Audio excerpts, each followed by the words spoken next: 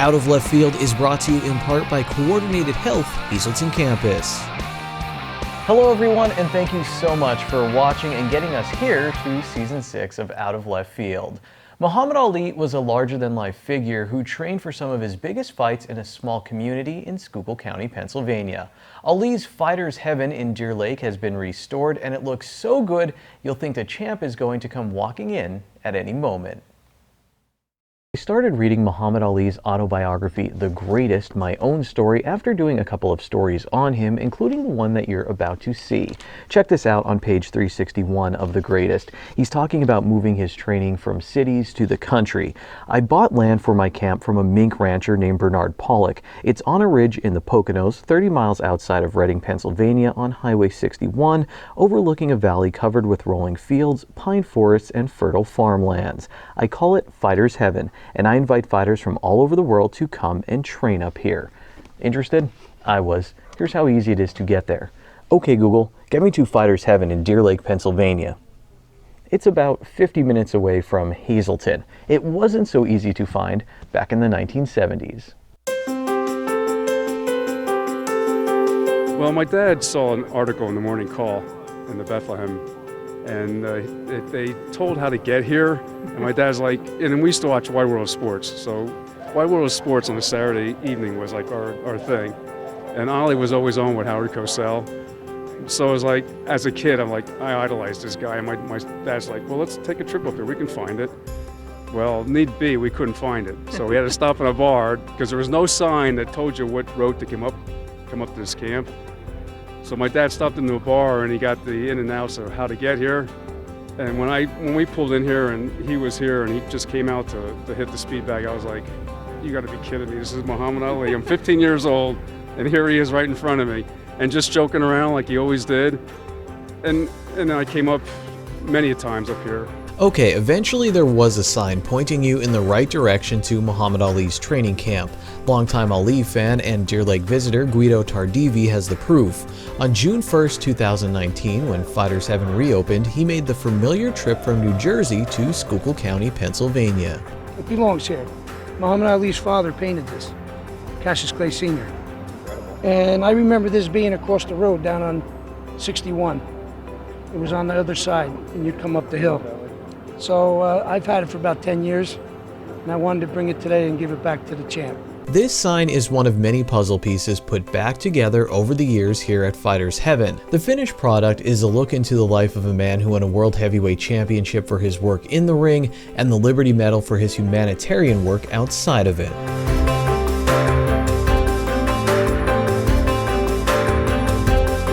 This is where Muhammad Ali trained for some of his biggest fights. Now the ring is empty, but the walls are filled with memorabilia and memorable quotes from the champ. Was he a little different than when you got to interact with him maybe? Totally different, yeah, totally different. When he was on with people, he was clowning around, but when he was out here walking around, it was just quiet. Wouldn't even hear him say anything. It was just a nice nature.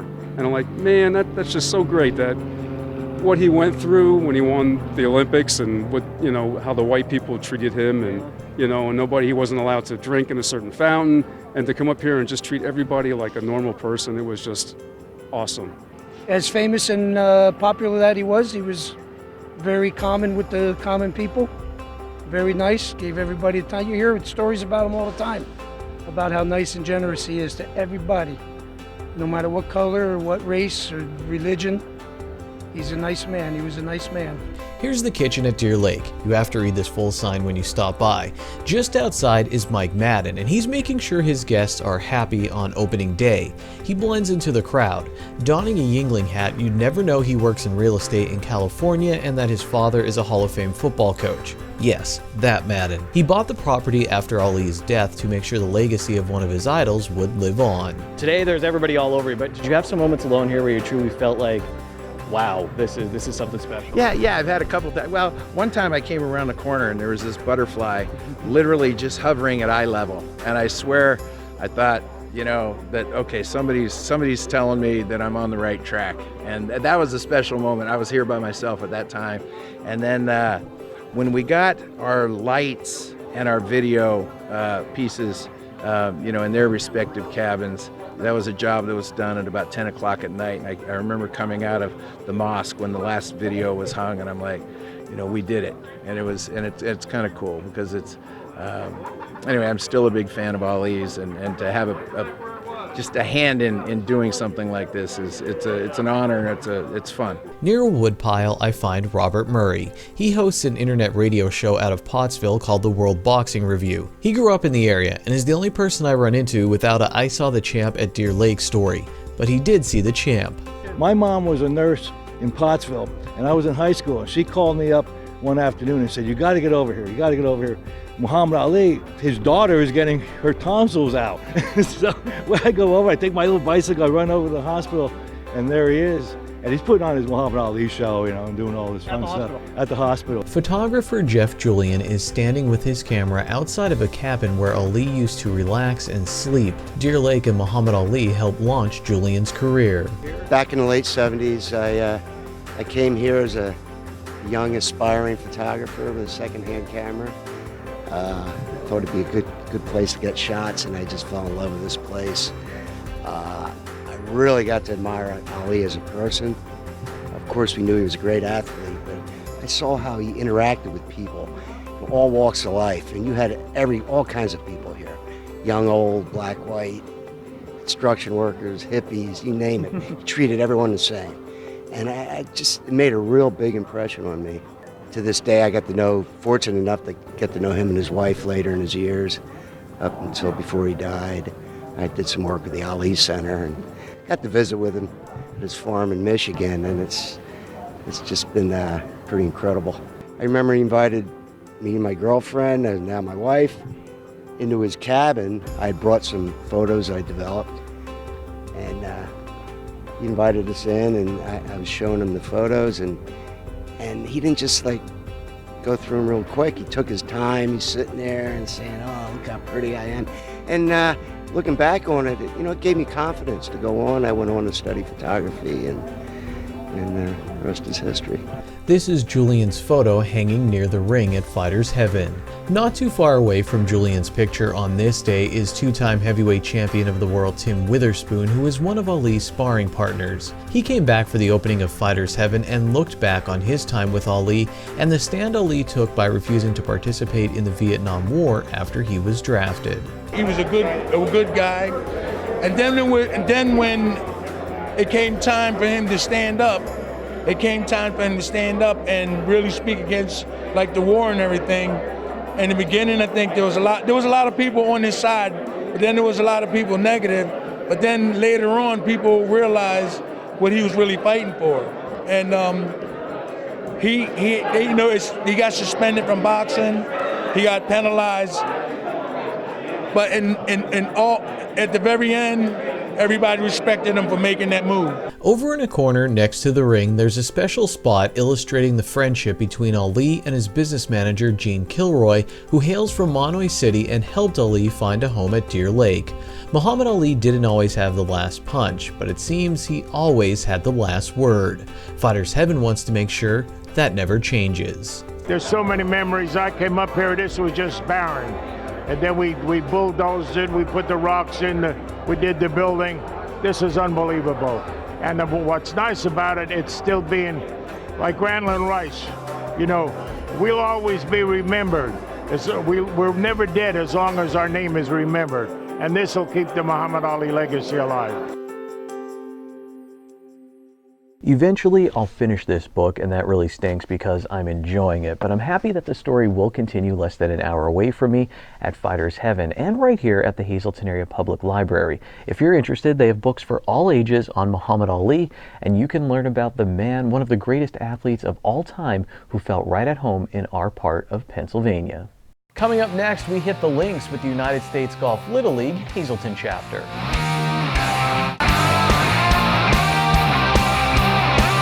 Out of Left Field is brought to you in part by Coordinated Health Hazleton Campus. Welcome back to Left Field. I could stand here and list the impressive alumni list from the Greater Hazleton chapter of the United States Golf Little League and explain how they've helped their high school teams and how many of them have gone on to play in college. But we have a tea time to keep, so let's go.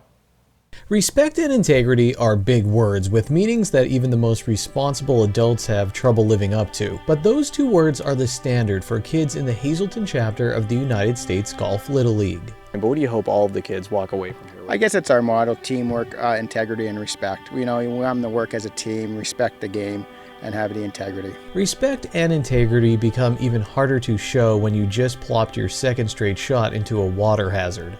Jack Nicklaus always said that golf makes young ladies and gentlemen out of our kids because it teaches them how to behave. Now, you've coached other sports. Do you believe that to be true with golf? Yes, I do. I really do. It teaches, because we teach our kids so much of how to behave on the golf course, and I think that carries right over into their life. I've had so many people tell me after they've seen our kids how much of a great job we have done teaching them how to be young gentlemen and ladies on the golf course. They have more proper etiquette on the golf course than, I hate to say this, but about 80% of everybody else that plays. Etiquette is part of the USGLL Hazleton chapter's success, but I'm guessing the kids aren't signing up just for the life lessons. In its 10th season, let's take a ride and see what else drives the local league's success.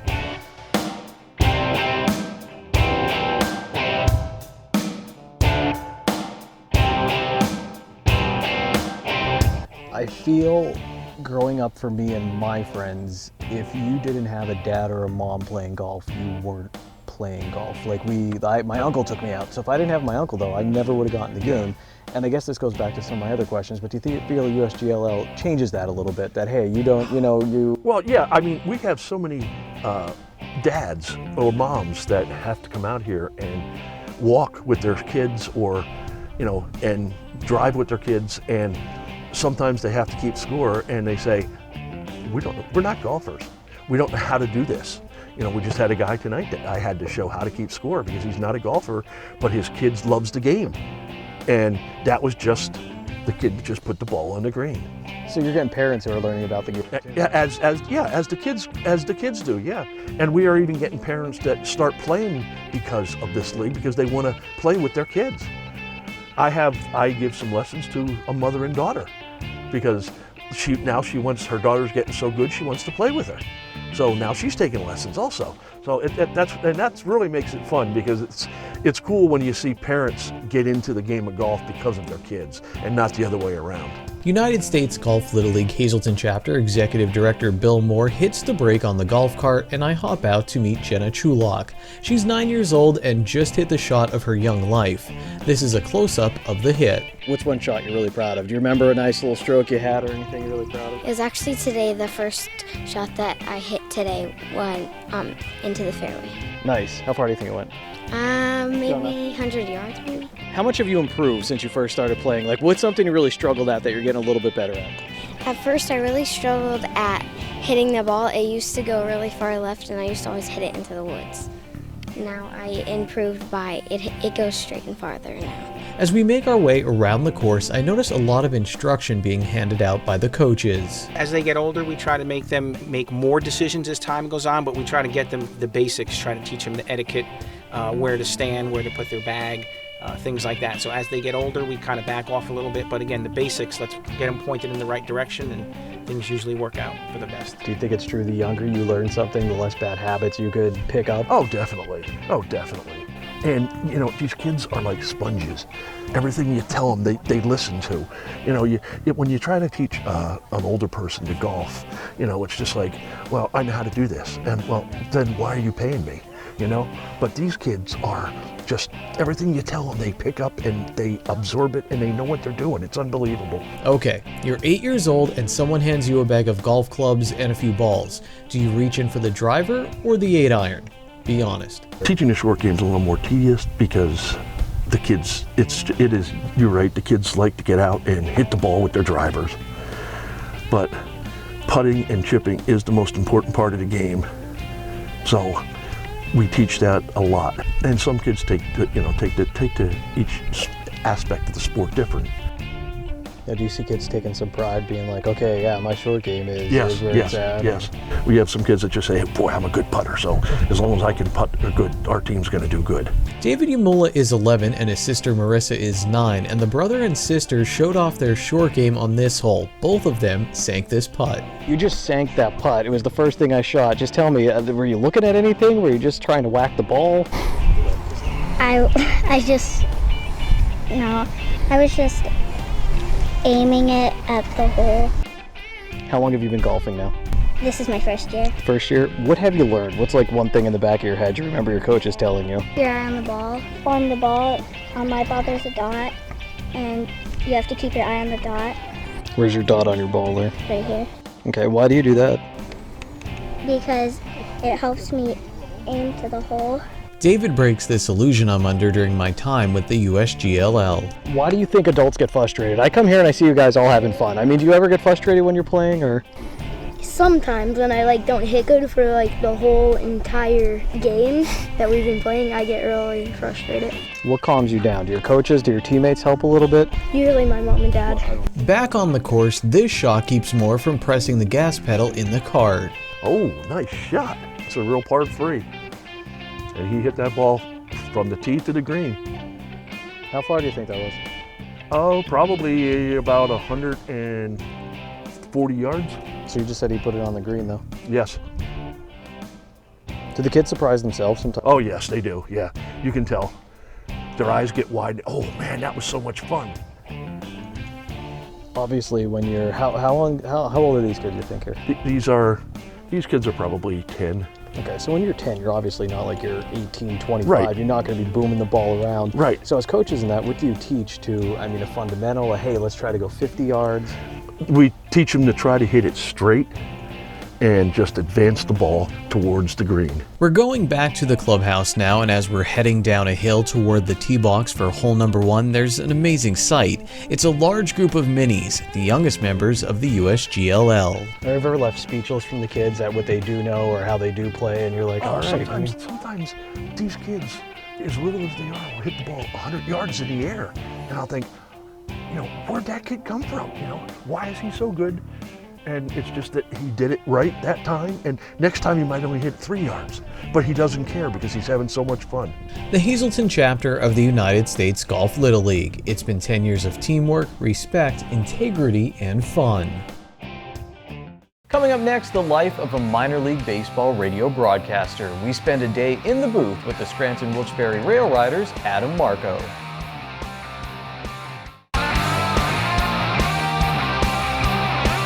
Out of Left Field is brought to you in part by Coordinated Health Hazleton Campus. Hey everyone, and thanks again for watching. The baseball season isn't just a grind for the players. Adam Marco's official title with the Scranton Wilkes-Barre Railriders is Director of Marketing, Media, and Broadcasting. That sounds like a lot, and it is, and it doesn't cover all of his responsibilities. It's a labor of love, and it seems like Marco wouldn't have it any other way. Guillerme stands in, and we are set to go. It took a lot to get to this moment for Adam Marco, the Scranton Wilkes-Barre Railriders Director of Marketing and Media and Broadcasting. Over the long term, there was school and a lot of traveling as he worked his way up the broadcast ladder. In the short term, there's been road trips, media requests, and dog shows. I know this is a lot to take in a short amount of time, but that's how Marco's life works during the baseball season. We're going to try to make sense of it all over the next 7 minutes or so. Oh, and we'll talk some baseball too. Rosa's first pitch is taken for a high strike, and we're underway at 12:05 and some change.